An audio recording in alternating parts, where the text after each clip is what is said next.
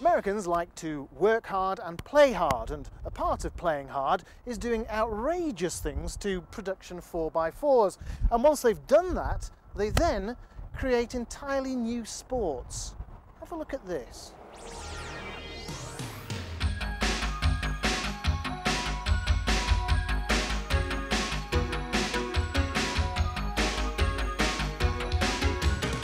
Now, Bob, we Brits do like to go off-roading. We take our Jeeps and we get them, well, slightly muddy. But you take things to extremes here, don't you? Yes, sir. What is all this about? This is what we call a rock crawling buggy that we use specifically for the ARCA events, which is the American Rock Crawler Association. Rock crawling. What is rock crawling? Rock crawling is where they will take and they'll find a ravine or a rock, a real rocky outcropping, and they'll set up flags on it, and they'll make you approach and drive into these almost nearly impossible to walk on obstacles, but they want you to try to drive your Jeeps over them. And it's become a very, very big sport. We're seeing a lot of our people come from off-road racing. Ivan Stewart, Walker Evans, they've all crossed over into it. The guys are getting ready to retire. The off-road racing sport they've spent their time there, and now they want to retire and do some other things. They're very competitive. The vehicles, as you see, are very, very specific built. This one is a part right now because we're getting ready for next season. It doesn't look much like a Jeep, actually, when all's said and done. What have you done to this? This Jeep has been stretched 10 inches right behind the door. The fuel tank has been moved inside. The coils are amazing. Look at the size of these things. It's all custom built components.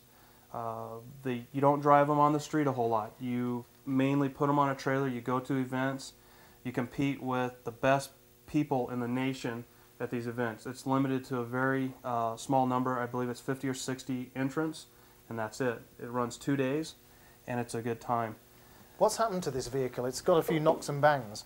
This one was actually, we had it at an event in Montrose, Colorado, and we misjudged a line, actually. One of our spotters kind of missed a spot, and it cost us a rollover. You can see where the cowl has been crushed here. It got all of the hood, the fenders, the windshield frame, and the cage. It was a very hard rollover. So we've got it all apart again, and we're going to take and get it ready for next season. Now, how much will it cost to put this right?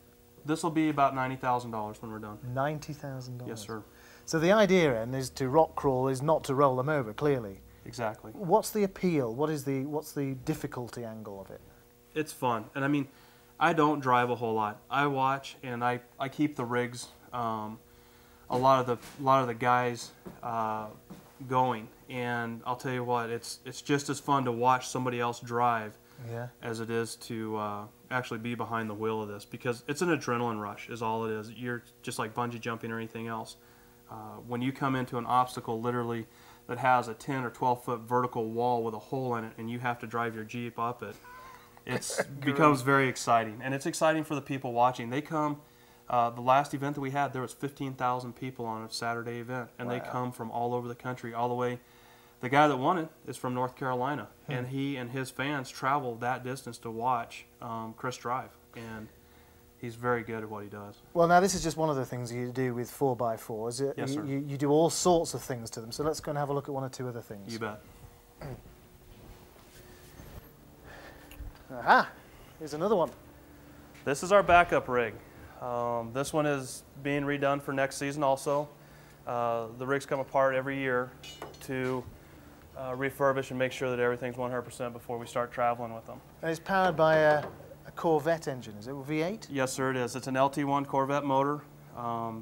It produces a tremendous amount of low-end torque. The cars were originally known for high-end. We've recammed these and kept a lot of the specs on it, but what this does is this allows us to, when we get in an off-road situation, to have the quick throttle response. All these trucks run automatic transmissions with a low gear ratio transfer case and all one-ton drivetrain. Wow, sounds great. What else do people ask you to do to their 4x4s? This is a customer of ours that came to us, and he started this project, and he ran out of garage time.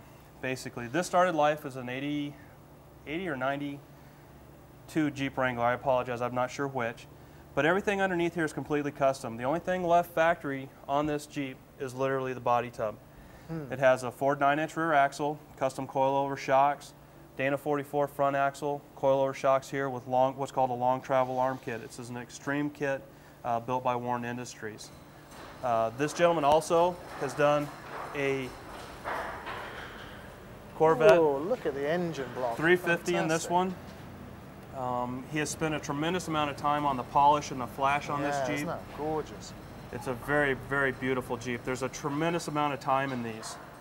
The one part that he left us to do, though, is the wiring. So we end up spending a tremendous amount of time on this. This Jeep had no fuel, no brakes, no wiring. So when he rolled in here, it literally was just a shell. Is it mainly, look at, I mean, it's so high and it's very bulky. Is it more to do with style and saying, you know, look at me, or is it actually more practical? Which is it, show or practicality? It's function. Right.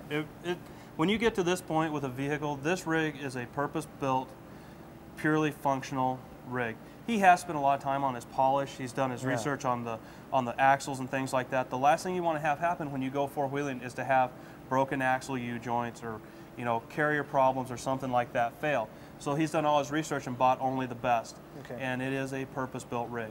You can drive it on the street, and he probably will. This is a very, very nice driving. Everybody will stop and stare at these.